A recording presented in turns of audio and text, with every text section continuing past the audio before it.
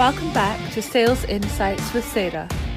This is the podcast for sales professionals and business leaders looking to implement new strategies and drive sales growth in their organisations.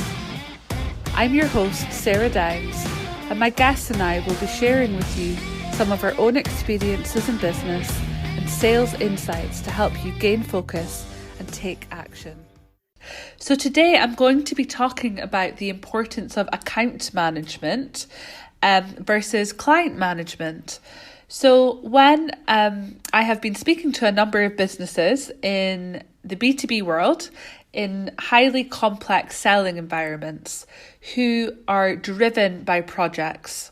And because there are no framework agreements in place or, long-lasting contracts, often I'm being told that they have no accounts to manage.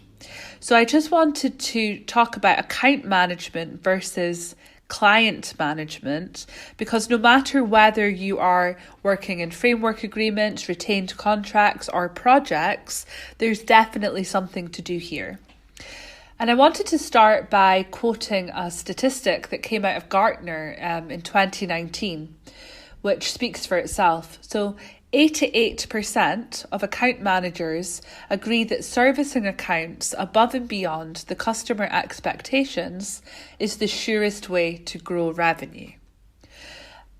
And I think that really speaks for itself because, the account managers are the people that are doing this and seeing the benefits, seeing the growth. And for those businesses that don't have account managers, the client management often falls back onto the sales team and the marketing teams.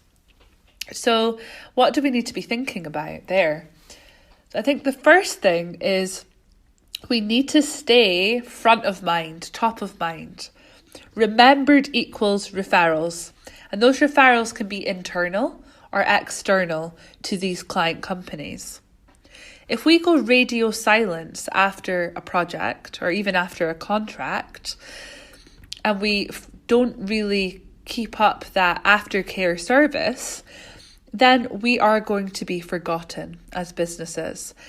And even if they remember the brand, the trust is going to disappear. The credibility that you hold within the organisation is going to disappear. So we really need to keep the management up. And if we don't have accounts to manage per se, we absolutely need to be managing those lapsed client contracts that we've had before, so that when an opportunity arises, that they are going to contact us. Or if someone in their network has a need that they know that we can, fill, then they're going to refer. And what I would like to note is that account management or client management doesn't need to take loads of time, money, and energy. It's no longer about how often we can take clients, out for lunch, for a game of golf, to the next, football or rugby match. It's much more about adding value, so following up with value. And we do this through good content, through services that we can offer for very low cost or maybe even free. For example, audits, workshops, webinars. But we really need to add value to the people in that business so that they remember us as adding value. And people like to help people that have helped them. So the more we can support them in their role, the more that's likely to come back around. And the other point I'd like to make is consistency. We need to be consistent. There's no point in doing a massive splash for 6 months following a project and adding loads of value and then going quiet. Their next need or their next requirement could be 3 years down the line. So we don't want to be meeting them for lunch every month. That wouldn't make sense. But also it doesn't make sense to go quiet. And this is where the marketing machine, if you like, can really do a lot of the work for you if you're sitting in sales or business development right now. So it's definitely something that we need to focus on. It's definitely something that needs attention. and it doesn't always need to be account management.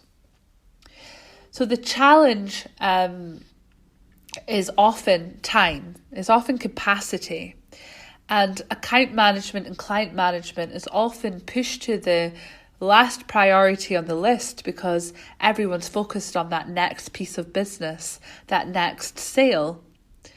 So we need to find ways of managing that doesn't take loads of time and capacity from the sales team, so to allow them to focus on the next opportunity.